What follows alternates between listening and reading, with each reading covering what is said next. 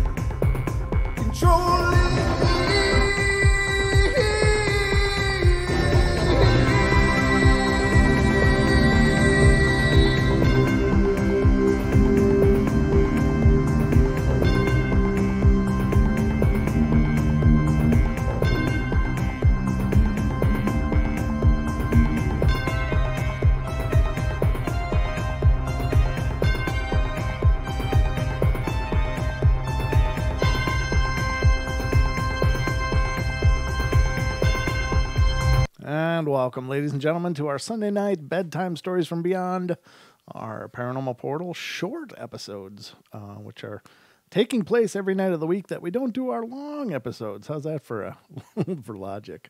So Wednesdays, Fridays, Saturdays, we do the 2-hour shows, and then every other night we do the bedtime stories. I see in the chat people are like, make them longer, make them longer. And that's wonderful. I'm absolutely humbled that you guys feel that way. I don't know what to say. It's just I'm so worried that you guys are just going to be like, I'm kind of tired of that. I've had enough. So I'd rather do them shorter and keep you guys interested than to saturate the hell out of the audience and have you guys just be like, yeah, what's on TV? But anyway, ladies and gentlemen, we're going to have a bedtime story tonight. So get ready for bed.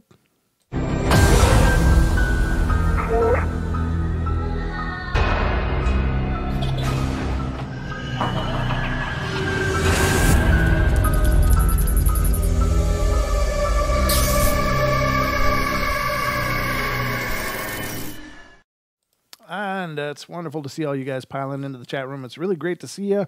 It's just so much fun. I'm absolutely excited at this time of night, because we're doing these 7 days a week now. So it's like I'm sitting here throughout the day doing things, planning logistics, trying to schedule and figure out upcoming shows.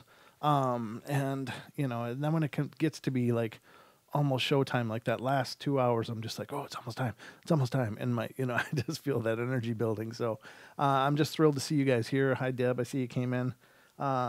Lena, Diana, I got to lean over. Jessica or Jess, hi. Good to see you. Lewis, Haxor, MCAT, Dawns, do you too? Who else? I know Sarah's in here. And who else? I said Lewis, Lena, Lewis. I just wish they'd give me a list rather than me having to scroll through chat to catch the names. But I know a lot of you guys are in here, and it's really cool. It really is absolutely humbling. I'm trying to see if I've missed anybody. So I got Haxor, Sarah, Lewis, MCAT. I don't know if I said MCAT before, but I did now. Yeah, I don't know. Lena, Dawn's, Deb. I think I got everybody now. Yeah, I think that's everybody. So everybody I've seen. Let me get to the end of the list here. Yeah. Oh, Ken's in. Hey, Ken, good to see you, brother. And I'm just thrilled to see you guys. Thank you for being here and being a part of this. I just saw Haxer said no shorts. Come on, and I know it's fun and trust me. By the time I start opening my mouth and talking, it'll be at least a half hour anyway. Even though I intended for these bedtime stories to be like 10-minute quickie episodes, it's never worked out that way yet. So wherever we get to, we get to. But let's see what we're going to do tonight. We're going to do the kindness of spirits. Now, a lot of times hauntings are considered really dark and horrible, scary things. And, they make people so uncomfortable and traumatized. And they really cause a lot of stress and heartache for a lot of people. And, because our homes are our sanctuaries. They are our safe spaces against the world, or away from the world, I should say. And when something's there that you didn't anticipate being there, causing all kinds of turmoil and perhaps, that heaviness in your own home where you're not even happy to be there. It's like, that's, it's really tough. But there are some kind of hauntings that aren't quite so dark. Sometimes good things come, and maybe they're not considered hauntings at that point. They're a visitation. There's a friendly, kind spirit. It could be an ancestor, could be a grandparent who passed, or a parent, or a sibling, or somebody that's coming to help you out. So this is about the kindness, the good kind of hauntings, when, and maybe hauntings isn't even the right word, but you know what I'm saying. So that's what we're going to cover tonight here on the show. And I got a bunch of stories lined up, probably a lot more than I should have, but we're going to give it a whirl and see where we can get to tonight. But this first one is really long. All right, let's get into this, because it's probably going to be almost an hour episode anyway. So looking at the length of these stories and then me talking on top of it, it could take a while. So this story has a couple of sides to it, and I would like to mention a little bit of background on my twin sister, and then talk about the paranormal activity going on in this house my mom moved into about 9 years ago. Since the two of us were really young, for some reason my sister always had an interesting connection to the earth. We are half Native American, Apache. It says Chiricahua. I don't know if that's right, if I'm pronouncing it right, but I hope I am. I don't mean any disrespect from my terrible enunciations, but I think it's Chiricahua. So my great aunt has said that may be part of it. Ever since elementary school, my sister, and we'll just call her Isabel, has done strange things like just spacing out and pointing and or commenting at something that I can't even see, or even jumping like she's scared of something that nobody else can see is there.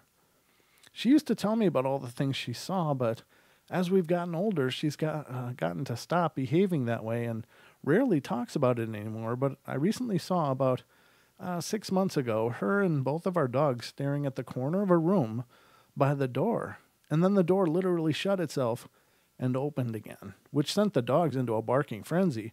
And my sister and I joked about there being a ghost in our mom's house. But back to the first topic, for the longest time, my sister's always mentioned there being some kind of a dark shadow-like figure that appears somewhere every day. It's apparently not really a person. It kind of looks like something similar, but I think of No Face from Spirited Away when she talks about it, except the mask, and it has short legs. It changes its spot every time she sees it. It first being somewhere near the canal on our way to school, then outside one of her classrooms, and then at our bus stop, and she started getting uneasy, though, when it started getting near our home. Around that time, she started experiencing sleep paralysis almost every night, and when she wouldn't see the figure, but she just couldn't move. But one night she said that she knew she was in sleep paralysis, but she was still able to move. She turned around in her head, and directly next to her was the black shadowy figure. This time it had faint eyes, was in the bed with her, staring at her. She said it just turned around and went back to sleep because she was too tired to really put any effort into being afraid of it. A mood, but also, I don't know what that means.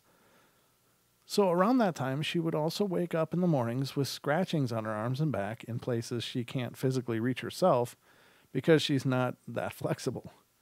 She doesn't have very long nails because the two of us are wrestlers and you're supposed to keep your nails short so you don't scratch people in the match. We don't own a cat or a dog, and in our dad's house either. And this kind of reminds me of this ghost story called, it says they don't own a cat or dog, but I thought she just talked about the dogs staring at a place on the wall as well as a sister.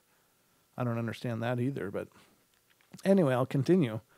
This kind of reminds me of the ghost story called something like Mary or something.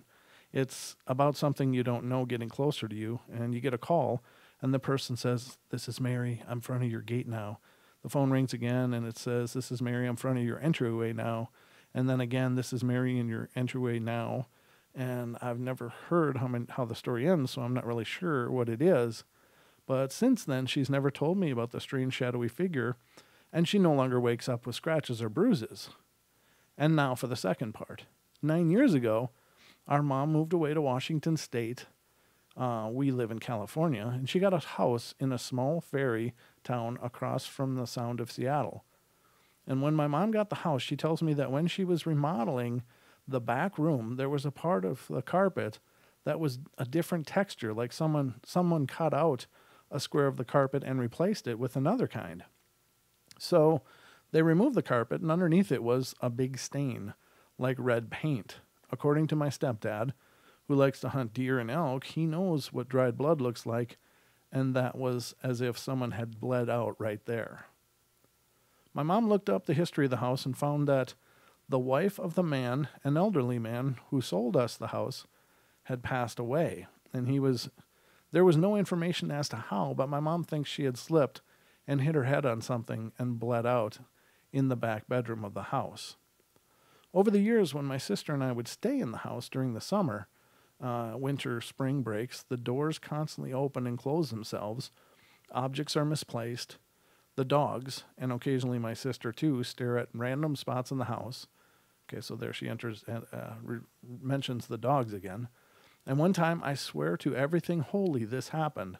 I was carrying 2 packs of toilet paper to put in the master bedroom, but my arms were full and I couldn't open the door.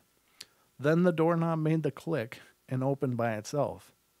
I don't know if it was just a draft or what, but my mind didn't know how to react at the moment. So I just said thanks and tossed the toilet paper into the bathroom and went on my way out. The door shut by itself behind me, and hard. I have no idea how to prove that to you, but that was what actually happened. But I'm not here to just tell stories. I want answers. One night, my mom was a bit drunk and was talking things like, "I'm telling you, she's here." And I always ask who, and she never answers anything except something along the lines of, "She's not mean or anything, but she's here." Just my daily dose of what the hell, of course. But every time I visit my mom, I can just feel something strange in the back room. It's not negative or scary, but it's something. Thank you for reading this. And so that is pretty cool. Now, again, that could be, if it is a person that passed away in the house, they may have an ownership of the house. They may feel it's their house, or still their house. And they're just aware. They're aware and they're intelligent, and at least they're participating, and they're not being destructive. They're not being a burden or trying to cause problems. They're trying to be helpful. And so that sounds like a good haunting to have if you're going to have a haunting. So I like that one. Very cool. Now, the next one is... Why is my computer dorking up? There we go. So this one's a little long too, but not too bad. A few months before my father passed away, he told my mother that his own dead mother, had come to visit him. He explained to my mom that she looked so real and that for a few minutes he forgot that she was gone and asked her what she was doing there and how she got there. He said my grandma told him that she was there for him and that everything was going to be okay. He said she told him, "I'm here now. I'll take care of you. Everything's going to be okay."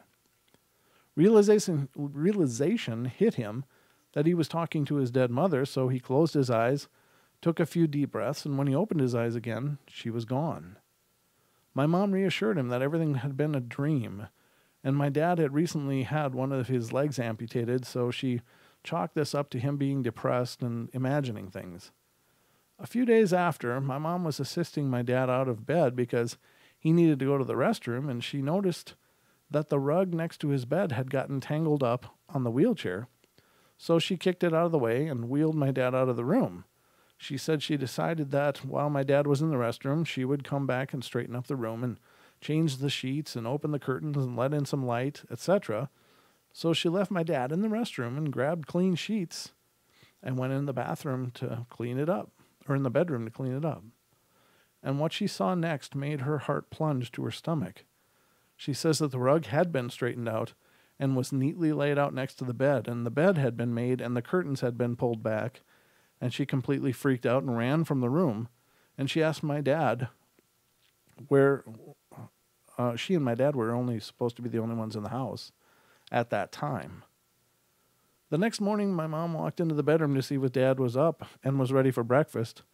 My dad was just waking up and in that state between sleep and wake when he mumbled, "She didn't mean to scare you, she just wants to help." He didn't remember saying that when asked about it later. Another time, my dad told my mom that his deceased mom and brother had come to visit him and told him not to be afraid, and they were going to be with him when it was time. My dad passed away 2 days later. And those are really cool. I mean, that's the way to go, because if it's going to happen, I mean, having those loved ones close by and helping you with that transition has got to be so amazingly important and really cool. I hope when my time comes that those people that love me that are on the other side are there to help me get home. I think that'll be epic. But not that I'm in any hurry, mind you, but you know what I'm saying. If you got to take that journey, I think it's really cool, and I think that those kind of things maybe happen more than we realize. That people do see oftentimes, someone loved one checking up on them. I don't think my dad had any experiences like that. I really wish he would have. And if he did, he didn't talk about it. But my dad was a real stoic man as well. So, I mean, he wouldn't be, he was, when I went home, one of the last times I saw him, he was asking what I was up to. And so I was telling him about the show. And my dad is just not into the paranormal at all. He couldn't have cared less. He would have rather watched a hand towel dry in the sun than listen to what I had to say. But I was explaining to him about the show and some of my experiences, and his eyes just got that glazed over look like, oh God. Funny. So, but again, I did have a dream of him after he passed, and it was a really cool dream, and it was very, very real. So I'm pretty sure that he did visit, and I think that's a really healing thing and very, as Don says, cathartic. I like that word, cathartic. So, I think that if you're going to make that transition, having those loved ones close and letting you know that they're there and they're going to be there and they're going to help you has got to take a lot of the worry out of it. Because, I don't think that I'm afraid to die. I really don't. I don't believe I have been for a very, very, very long time. But what I'm afraid of is what I leave behind. For me, that's my own personal thing. It's like, what am I leaving behind? So if tomorrow my time was up, what would I be leaving for my youngest child and my wife and my other two children? It's like, so that's one of the things that really keeps me motivated in helping to develop the portal, because I want to leave them some kind of legacy. I think that'd be cool. But I think that's the fearful part for me is have I done enough during my time to make sure that everyone is okay? But, to each his own. All right. The next one is this one, and this one's pretty lengthy too. So you guys are in for a long portal tonight. I pulled up way too many stories. And I don't know, I'll see how far it goes, but we're already 20 minutes into it. I mean, what the hell, right? I think I can get through the rest of them in probably another 25 minutes. So I hope you're not in a rush. Hope you're not in a rush to get to bed. I'm going to keep you up. I'm like the bedtime stories from hell. It's like, I'll never let you sleep. I'm going to keep reading. All right. First, some background. I broke up with my boyfriend, later my husband, when I was 5 months pregnant. When my daughter was already 2 months old, I moved from San Diego and rented a 2-bedroom apartment across the border in Mexico to be closer to my parents. I was too afraid to leave my baby in daycare when they offered to help, and since my work was in California, I would just have to cross the border every day to get to work. I would have to get up around 4:30 a.m. and was not back at the apartment until about 8 p.m. By the time I put the baby down, got all my stuff and hers ready for the next day, I'd fall asleep absolutely exhausted. Oh man, she's a trooper. One typical night, I was sound asleep when someone calling my name awakened me. I wasn't sure if I had imagined it, so I stayed really still, waiting to see if I heard it again, and after a few seconds of silence, I decided I'd been dreaming and was starting to fall back to sleep when I heard a female voice urgently calling my name. I was so tired that I couldn't open my eyes, and I'm ashamed to say that my mother instincts were not really kicking in. I was just too tired. Suddenly, I felt someone poke me in the ribs. I mean, this was so painful that I immediately shot up with a big ow. I looked all around the bedroom and there was no one there. I sat there confused for a few minutes when I suddenly felt the urge to go check on the baby. I walked up to her crib and I saw somehow her blanket got wrapped around her head and was covering her face. I pulled the blanket off and saw that her face was purple and sweaty and she was gasping for air. I panicked and ran out of the apartment with her screaming bloody murder. I knocked on my neighbor's door and they came out and took her from me, and at this point she had already began to cry and was breathing again. After making sure she was going to be okay, I found myself back in my apartment, absolutely not able to get back to sleep. And this is when I remembered the poke and the voice calling my name. I got up and checked the mirror, and there was a very faint bruise forming on my side. I was both scared and absolutely grateful.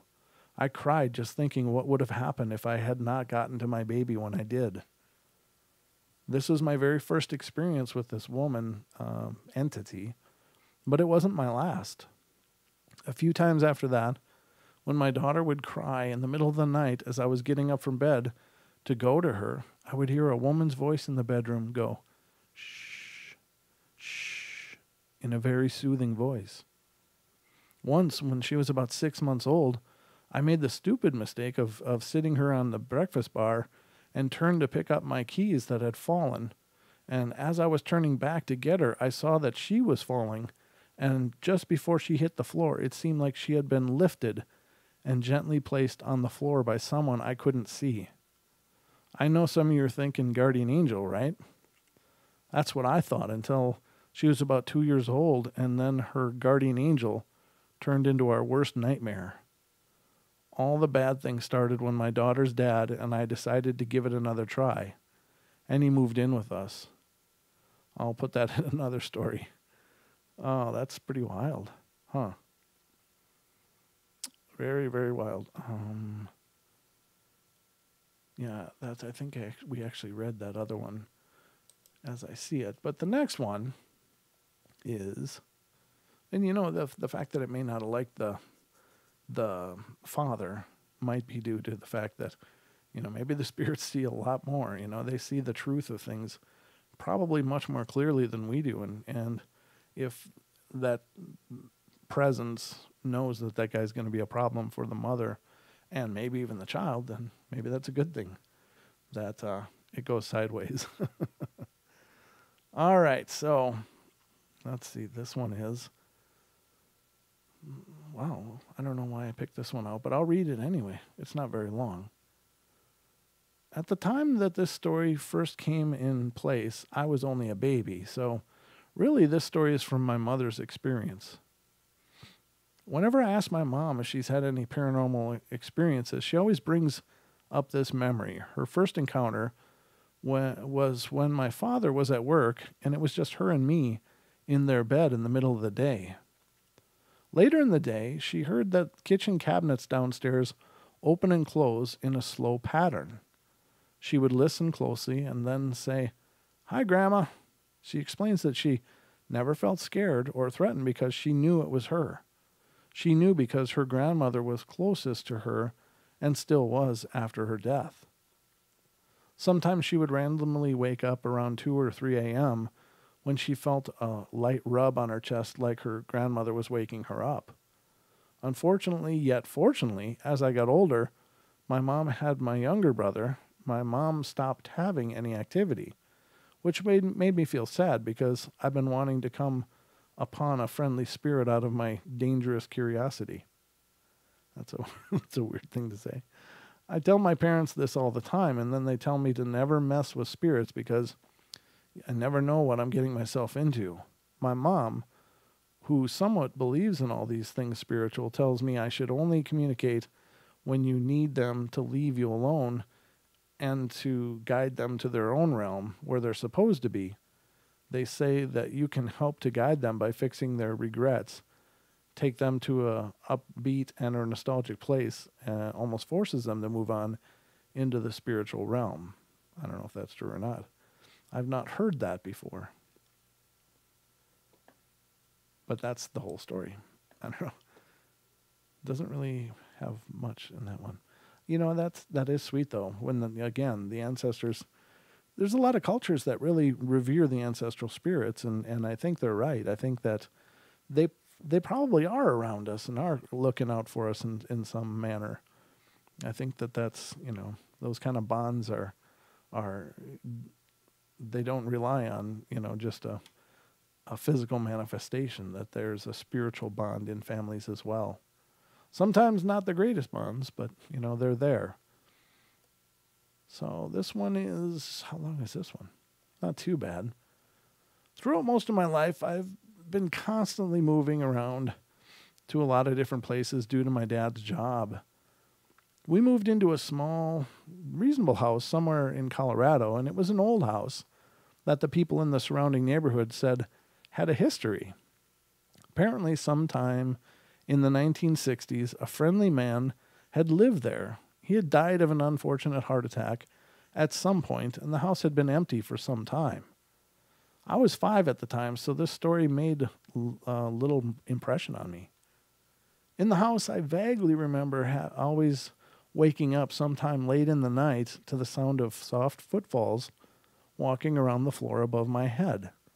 I slept in the basement, and I'd always assumed that it was my mom or dad, and I would fall back to sleep. One night, I was woke up by the sound, but instead of falling back to sleep, I found I was really thirsty, so I walked as quietly as a 5-year-old could up the stairs, dreading mom or dad catching me out of bed. The stairs led straight into the kitchen, and the footsteps I would hear were in the hall that connected to the kitchen. It was in the left wall from the stairs. And I went over to the sink, grabbed some water, and quickly turned to leave. A man in a brown suit was standing behind me. I remember clearly that I wasn't afraid, and I asked him who he was and why he was in the kitchen. The man laughed loudly and got down next to me, smiling like he had heard a funny joke. He patted my head and gave me a knowing wink.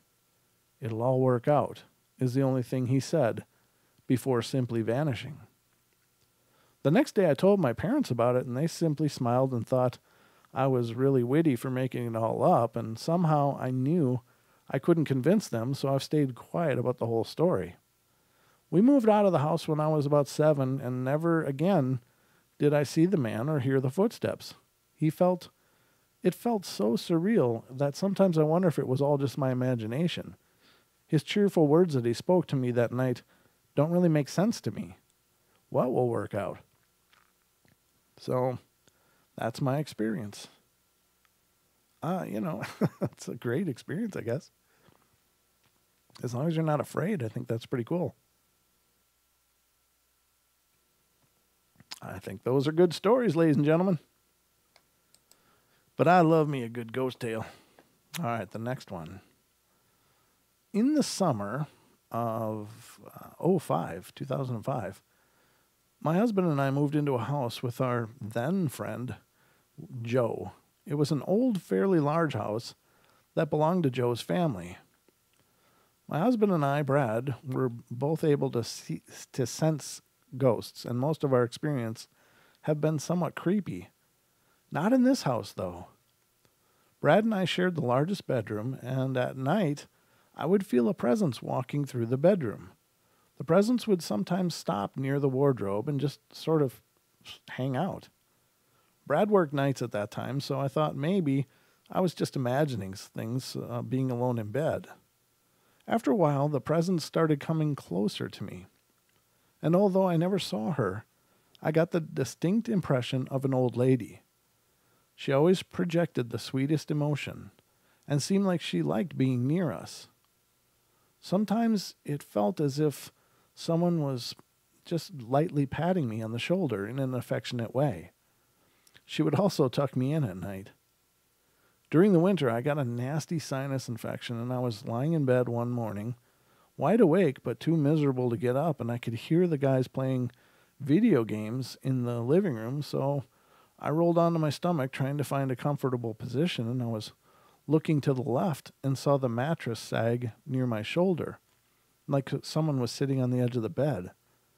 I decided it was my fever and just watched that dip in the mattress, waiting for it to go away, and it didn't.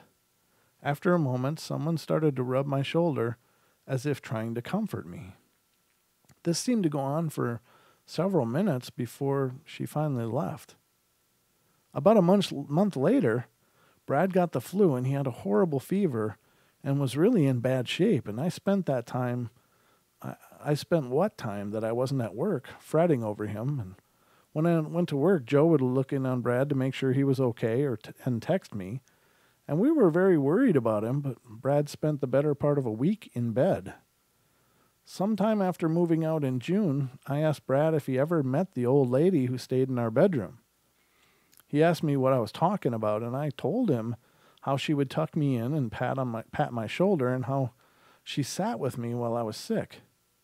He looked absolutely surprised and explained that yes, while he had that flu, someone had been sitting with him, patting him and fussing over him, but he'd assumed that he was either dreaming or hallucinating from the fever. We were sure it hadn't been Joe tucking Brad in and sitting on the bed doing anything other than peeking in the door and saying, "Dude, you okay?" It went against Joe's overdeveloped sense of masculine propriety.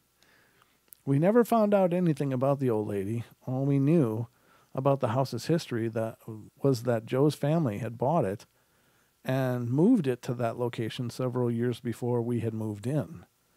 Whoever she was extraordinarily kind, and she seemed to treat Brad and I like her own children. I can honestly say that I miss her. That's an awesome haunting. That's an awesome presence, ladies and gentlemen. Those are the sweet presences. I mean, could you imagine having a doting grandma just hanging out with you all the time? I mean, sometimes you might want a little privacy, but you know what I'm saying. It's just a sweet thing. I like that story. This one's pretty short, and then I got one more after this, so I think it's going good, right? So we're at 33 minutes. It's moving along. Not too short, I don't think, right?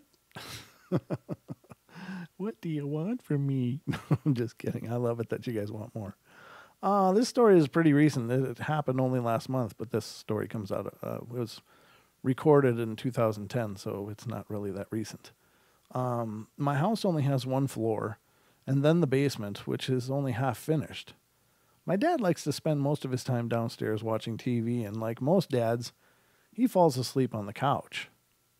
One day he was down the stairs while everyone else, me, my mother, and my sister, were upstairs, and like normal, he fell asleep on the couch. He came upstairs and told us that the weirdest thing just happened. About a year ago, if he had told me this story, I would have packed my bags and left this house. He said that he had fallen asleep on the couch, and when he was awoken by someone tapping his foot, like someone gently walking up to him. He expected to see my mom downstairs doing laundry, but she and my sister were in their room watching TV, and I was in my room on the computer. The thing that really makes this freaky is that my dad doesn't believe in the paranormal. He thinks that it's all fake. That's awesome.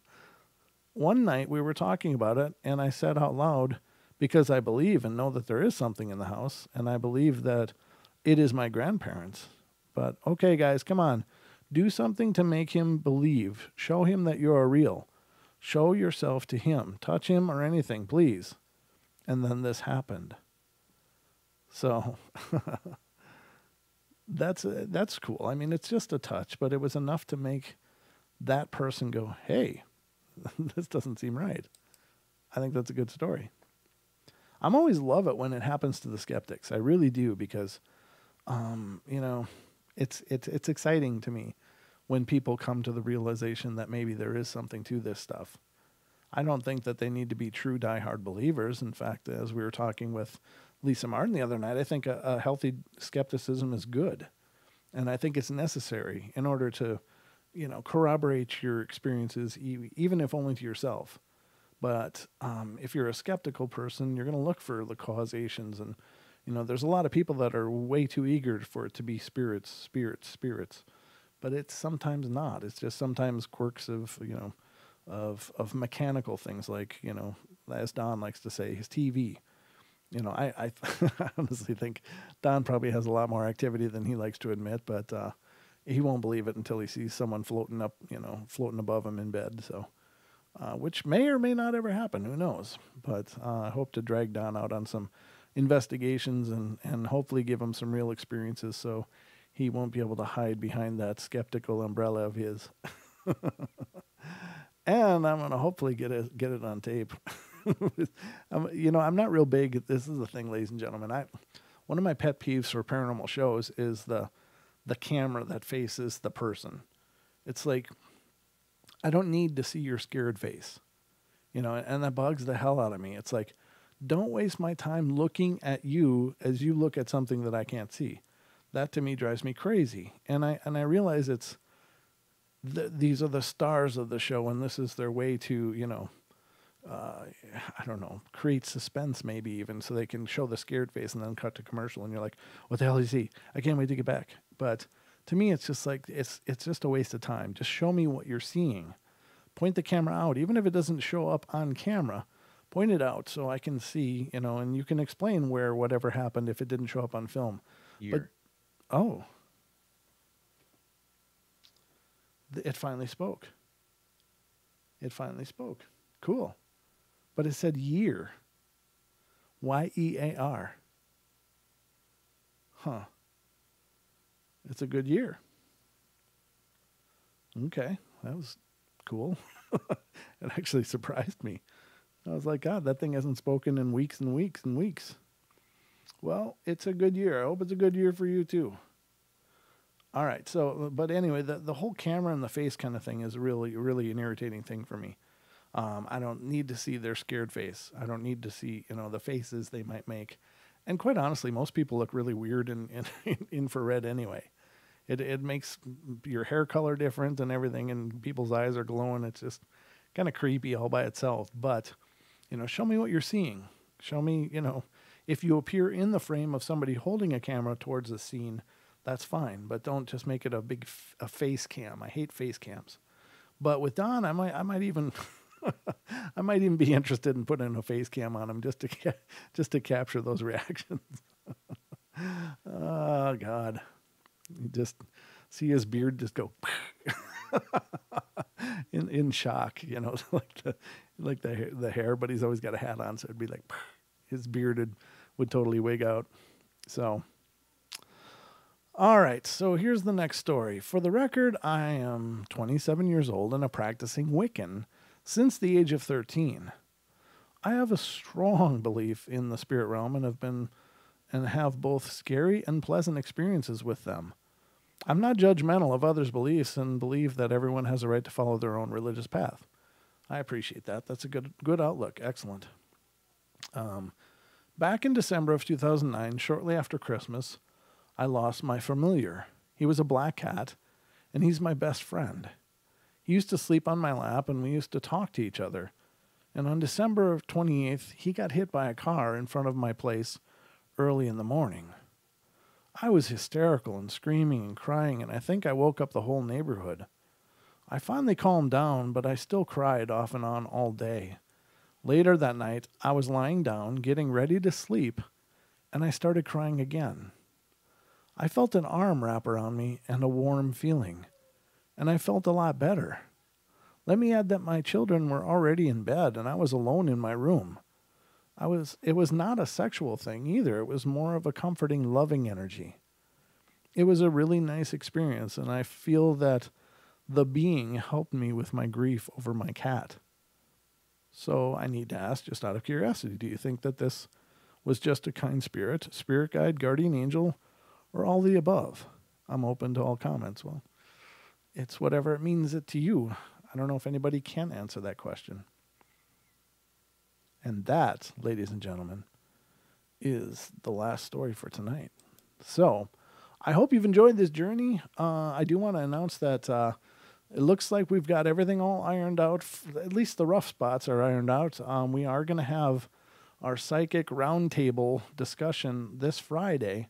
We're going to have guests Sean and Joel on the show. We're going to have Diane Swagger, and we're going to have Deborah Varner to discuss spirits and protection and a whole number of things. It'll be a great opportunity to hear from several sensitives and get their input and their feedback about these nebulous things called spirits that are hard for a lot of us to understand. So that'll be this Friday on the portal, and the date will be, I think it's the 21st, but yeah, the 21st. So the 21st, this Friday, 7 p.m., we're going to have our Psychic Roundtable episode, and I hope it goes great. I'm really excited about it because it'll be a pilot project for the portal. We've never done anything like this before, but if this goes well, and I believe it will, we'll also have our roundtable with paranormal investigators, and Mr.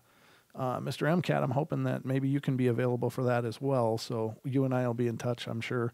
But I just want to have an opportunity to have several different people, weigh in on these things, and you guys have been a part of the family for a long time, so, it'll be a wonderful opportunity. So that'll be coming up this Friday, and at 7 p.m. Pacific time, whatever that means to where you are, but I hope you guys can be here. I hope you guys will all be here, and more.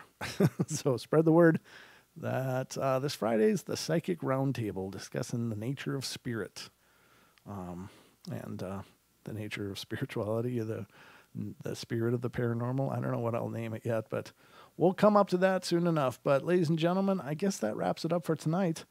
What is Sarah saying? Money, yo. Sarah says money, yo. That's right, girl. You know it. All right, guys. Oh, Jim, it's your birthday this Friday. Happy birthday this Friday, in case I forget. Holy, what the hell? Oh, wow. Oh, my God. Jim. And Jim, of course, just gave us a super chat of $69.99, brother. Thank you. That's so cool. Thank you so much, brother. I really appreciate that. And, wow. It's so awesome.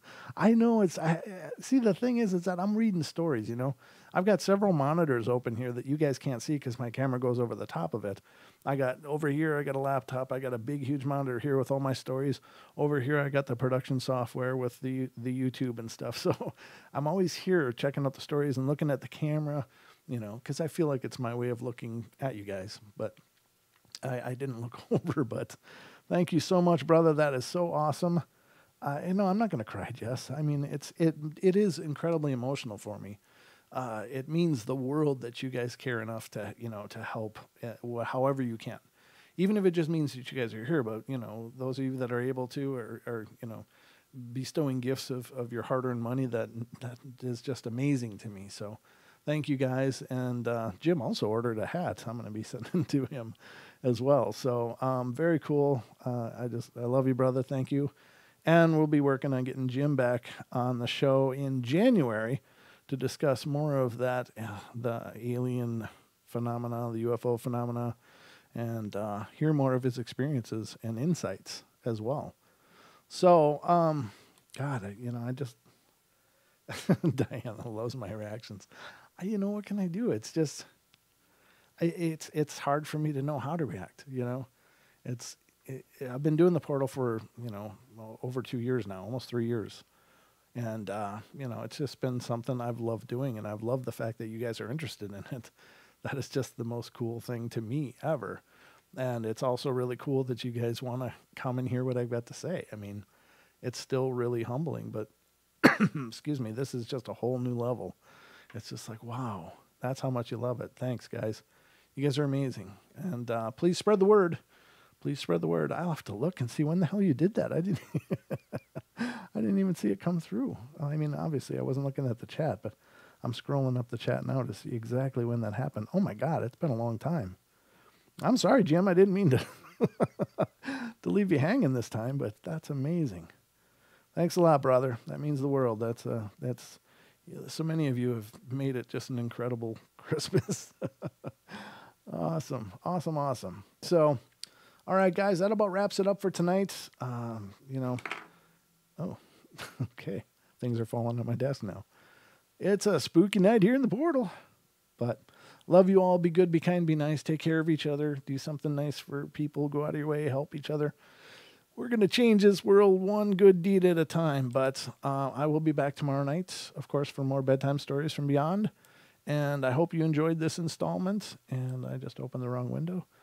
And I will see you tomorrow night, 7 p.m. Pacific time, right here on YouTube. So we'll see you then. Love you guys.